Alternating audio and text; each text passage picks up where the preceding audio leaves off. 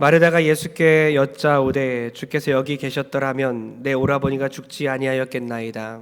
그러나 나는 이제라도 주께서 무엇이든지 하나님께 구하시는 것을 하나님이 주실 줄을 아나이다. 예수께서 이르시되 내 오라비가 다시 살아나리라. 마르다가 이르되 마지막 날 부활 때에는 다시 살아날 줄을 내가 아나이다. 예수께서 이르시되 나는 부활이요 생명이니 나를 믿는 자는 죽어도 살겠고 무릇 살아서 나를 믿는 자는 영원히 죽지 아니하리니 이것을 네가 믿느냐?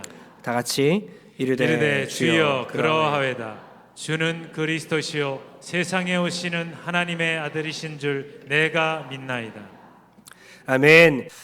이 시간 견딜 수 없는 시간이 지나야 영광이 온다라는 제목 하나님의 말씀 전하겠습니다. 옆 사람에게 한번 이렇게 인사합니다. 견딜 수 없는 시간이 지나야 영광이 옵니다. 견디십시오. 힘내십시오. 네, 나머지는 끝나고 인사하시면 좋겠습니다. 작년 1월에 저희 집에 이제 셋째 아이가 태어났고 그 이후로 줄줄이 비엔나처럼 3명의 아이가 같은 해에 또 우리 교회에 태어났습니다. 저희 집 아기가 먼저 우리 교회에 먼저 이렇게 오게 되었고 그 다음 허유은, 신하담 그리고 강서연이까지 이렇게 교회에 무사히 데리고 오게 됐어요. 장례로 인해서 아픈 마음들도 우리가 많이 있지만 우리 교회에 새로운 생명이 태어나고 있음이 참 감사한 마음입니다. 1년 전으로 돌아가서 생각해 보면 그 귀한 생명이 어떻게 나왔을까? 이 세상에 나오기까지 엄마들의 배가 아팠어요. 해산의 고통을 통해 생명이 나왔습니다. 그 후로는 힘든 일이 없나요? 아니죠. 아기는 뱃속에 있을 때가 가장 편하다고 하죠. 그 후로는 이제 더 극심한 양육의 고통이 있기 마련입니다. 참을 수 없는 해산의 고통을 통해 아름다운 생명이 잉태되고 감당할 수 없는 그 양육의 고통을 통해서 그 아이가 아름답게 성장하는 것처럼 견딜 수 없는 시간이 지나야 영광이 온다는 것입니다. 오늘 본문에서 나사로와 그의 가족들이 견딜 수 없는 고통을 통과하여 영광이 찾아왔다는 그 사실을 통해서 우리의 삶에 감당하기 어렵고 힘든 일이 닥쳐올 때에 그 일을 통과하여 주님의 영광을 볼 수 있게 되는 귀한 은혜의 시간 되길 주의 이름으로 축원합니다. 베다니에 한 병자가 있었는데 그 병자는 나사로였습니다. 거짓 나사로가 아니라 다른 나사로입니다. 마르다와 마리아의 오라버니 나사로죠. 그 나사로가 병이 들었고 예수님은 이 3남매를 특별히 사랑했습니다. 3남매 중 마리아는 주님 발 앞에 엎드려서 향유 옥합을 깨뜨리고 발을 머리털로 씻은 그런 마리아입니다. 주님을 너무나 사랑했기에 1년치 품삯에 값어치인 그 향유를 깨뜨릴 수 있었고 그녀의 별명은 발 아래 여인, 그 별명답게 주님의 발 앞에 무릎 꿇고 주님의 발을 씻겼던 것이죠. 그들은 예수님을 너무나 사랑했고 예수님도 이 3남매를 사랑했어요. 그런데 나사로가 죽을 병에 걸린 것입니다. 그는 점점 죽어가고 있었어요. 그 당시 병원이 없기 때문에 병이 걸려서 죽어가고 있다는 것은 반드시 죽는다는 것입니다. 이 소식을 이제 마르다와 마리아는 사람을 보내어서 예수님께 이 소식을 알렸습니다. 자기 오라버니를 살리기 위해서죠. 예수님은 능력이 있으시기에 한 걸음에 달려와서 사랑하는 오라버니를 고쳐줄 줄 알았던 것이죠. 그런데 웬일입니까? 분명히 예수님이 예루살렘에 계셨고 자기들이 거처하는 곳은 베다니 2km밖에 안 되는 거리였기에 걸어가면 30분밖에 안 되는 거리인데도 불구하고 사랑의 관계인데도 불구하고 예수님이 자신들을 사랑하는 줄 알고 있었고 자신들도 예수님을 너무나 사랑했기 때문에 당연히 한 걸음에 달려와서 고쳐줄 줄 알았는데 예수님은 한 발자국도 움직이지 않았습니다. 그리고 이틀이나 더 머무시죠. 마침내 나사로는 죽고 맙니다. 절망이 그 가족들을 덮었습니다. 그리고 나서 4일이 지나서 시체 썩은 냄새가 날 때에 그 절망적인 시간 가운데 주님이 장례식장에 찾아오신 거죠. 예수님이 오신다는 소식을 듣고 마르다는 예수님을 맞이합니다. 그리고 하소연합니다. 어쩌면 우리의 목소리와 똑같은데요. 주님, 주님이 여기에 계셨더라면 내 오라버니가 죽지 않았을 것입니다. 바꿔 말하면 이거죠. 왜 지금 오셨습니까? 왜 더 일찍 오지 않으셨습니까? 주님이 더 일찍 오셨다면 우리 오라버니가 살았을 것을 왜 지금 다 죽고 난 후에 이제야 오십니까? 여러분, 왜 주님이 그렇게나 늦게 오셨을까요? 왜 주님은 늦게 오신 걸까요? 깜빡 잊은 걸까요? 아니면 일부러 늦게 오셨을까요? 사랑하지 않아서 안 오신 겁니까? 아니면 사랑하지만 의도적으로 늦게 오신 걸까요? 여러분, 후자입니다. 주님은 일부러 나사로가 죽을 때까지 기다리신 겁니다. 죽은 후에 썩어갈 때까지 기다리신 것입니다. 무슨 의미입니까? 절망의 순간까지 기다린 것입니다. 완전히 아무것도 붙잡을 수 없고 하나님밖에 붙잡을 수 없을 때까지 주님은 그때까지 시간을 더 두고 기다리신 것입니다. 도대체 주님이 왜 그러셨을까? 무슨 생각으로, 무슨 의도로 그리하셨을까? 4절을 다 같이 읽겠는데요. 이 4절이 우리가 앞으로 닥쳐오는 모든 우리에게 처한 그 고난을 재해석할 수 있는 그런 구절이 되기를 축복합니다. 4절 다 같이 읽겠습니다. 시작. 예수께서 들으시고 이르시되 이 병은 죽을 병이 아니라 하나님의 영광을 위함이요 하나님의 아들이 영광을 받게 하려 함이라 하시더라. 아멘. 죽을 병이 있고 하나님의 영광을 위한 병이 있다는 겁니다. 두 가지 병이 있는데 죽을 병이 있고 주님의 영광을 위한 병이 있다는 것이죠. 나사로의 병을 소식을 듣고 주님은 말하는 거예요. 이건 죽을 병 아니야. 하나님의 영광을 위한 병이다. 구체적으로 15절에는 어떤 말씀을 하시냐면요. 다시 한번 이런 말씀하십니다. 우리 15절을 한번 읽어보겠습니다. 시작. 내가 거기 있지 아니한 것을 너희를 위하여 기뻐하노니 이는 너희로 믿게 하려 함이라. 그러나 그에게로 가자 하시니. 아멘. 주님께서 나사로를 살리시기 위해 그곳에 있지 않았음을, 나사로가 죽어가고 있을 때 그곳에 가지 않았음을 오히려 주님이 기뻐하셨다는 거예요. 왜냐? 그걸 통해서 나중에 나사로를 살리실 것이고 그 모습을 통해서 제자들과 많은 사람들이 예수님을 믿게 될 것이며 예수님이 영광 받으실 것이기 때문이라는 거죠. 그러니까 주님은 나사로를 일부러 지금 죽게 놔두고 계신다는 겁니다. 우리는 너무나도 서운할 때가 있는 거죠. 주님, 너무나 서운합니다. 너무한 거 아닙니까? 평생 주님만 보고 살았는데요. 내가 향유옥합을 깨뜨리지 않았습니까?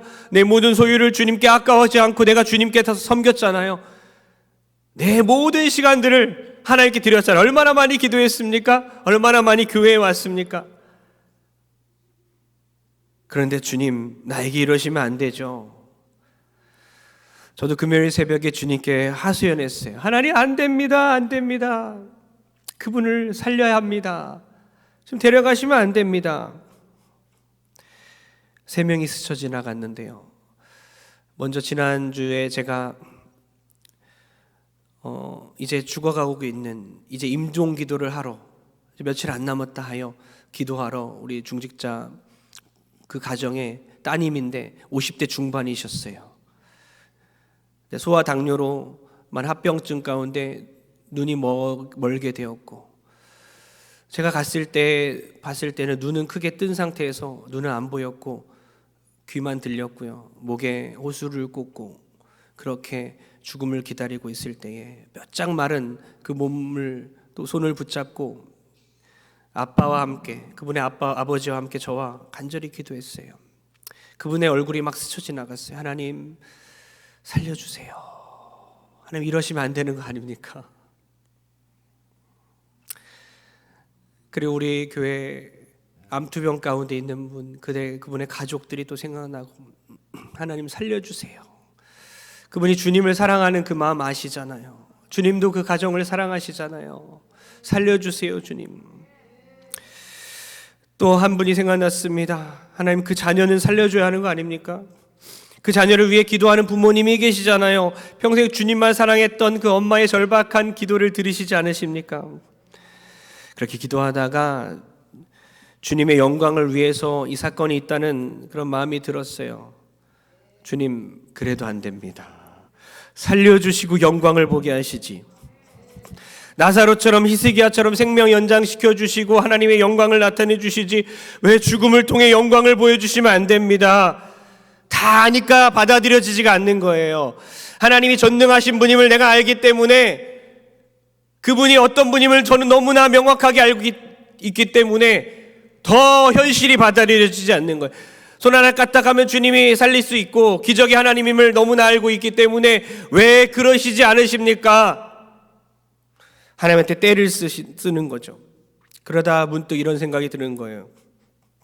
제 안에 믿음이 없음을 깨달았습니다. 담임으로써 그 성도들의 죽음을 볼 자신이 없는 제 마음을 깨달았어요. 죽음을 받아들일 준비가 저는 되어 있지 않습니다. 그냥 떼쓰고 싶었어요. 주님의 영광이 내 방식대로 성취되었으면 좋겠습니다. 데려가시고 영광을 받으실 계획은 세우지 마세요, 주님. 안 됩니다. 그렇게 떼쓰고 힘들어하다가 결국 주님께서 이런 마음을 주시고 이렇게 말씀하시는 것 같았어요. 죽을 병이 있고 살릴 병이 있다. 크리스찬의 모든 병은 그냥 죽는 병이 아니라 그것을 통해 누군가는 살릴 병이다. 때론 그 사람을 데려간다 해도 그 죽음을 통해서 누군가를 살릴 병이다. 가족을 살리고 부모를 살리고 그 교회 모두를 깨우는 영광을 위한 병이다. 여러분, 나에게 주신 그 고난을 주님의 영광으로 받아들일 수 있는 믿음이 있으십니까? 주님은 우리가 고난당할 때 바로 해결해 주지 않으시고 그렇게 침묵하고 그대로 놔두실 때가 있다는 거예요. 그건 여러분의 기도가 부족해서가 아니죠. 소위 기도발이 약해서가 아닙니다. 우리 주님은 우리가 죽을 병에 걸렸을 때에도 치료해 주지 않을 때가 있는데요, 그것은 우리를 사랑하지 않아서가 아니라는 거죠. 주님은 일부러 그런 겁니다. 의도적으로 그러고 계신 겁니다. 왜죠? 하나님의 영광을 위해서라는 거죠. 주님이 나사로를 죽어가고 있는데 불구하고 살리지 아니하시고 이틀을 기다린 것처럼 이 이틀은 우리에게 10년이 되고 20년이 되고 평생이 될 수도 있다는 거죠. 그 주님의 침묵의 시간은 너무나 길다는 것입니다. 우린 지금 죽어가고 있는데, 우린 지금 고난을 받고 있는데, 그러나 주님이 돕지 않는 이유는 우리의 믿음이 부족하거나 우리를 사랑하지 않아서가 아니라 우리에게 영광을 보여주시기 위해서라는 거죠. 어제 2시간 넘게 저희 부부가 다른 집사님 부부를 만나서 목양실에서 신방을 했어요. 2시간 넘게 막 대화하면서 제가 가장 큰 은혜를 받았는데요. 오래전에 그 가정에 어려움이 있었는데 한 번은 사업하다 돈을 떼먹혔고 그러다가 이제 직장으로 이제 옮겨서 직장 생활하다가 월급을 못 받게 되고 이런 일들이 반복되는 거예요. 1,000만 원도 넘게 돈을 받지 못하는 그 상황 가운데 얼마나 힘들었을까? 생계가 얼마나 어려웠을까? 제가 여쭤봤습니다. 어떻게 견뎠습니까? 찾아가서 싸우고 칼부림하지 않았나요? 우리 아내랑 저는 우리 같았으면 가만히 있지 못했을 텐데 이러면서 어떻게 견디셨나요? 되게 그분들이 크게 보였어요. 늘 당하며 사는 부부 같았습니다. 똑같은 일이 또 생기면 또 당할 것 같은 사람들 있지 않습니까? 20살 때 창피한 일이 갑자기 생각나서 그분들에게 제가 그 이야기를 해줬는데요. 저는 5,000원을 못 받아서 친구와 사이가 금이 갈 뻔했습니다.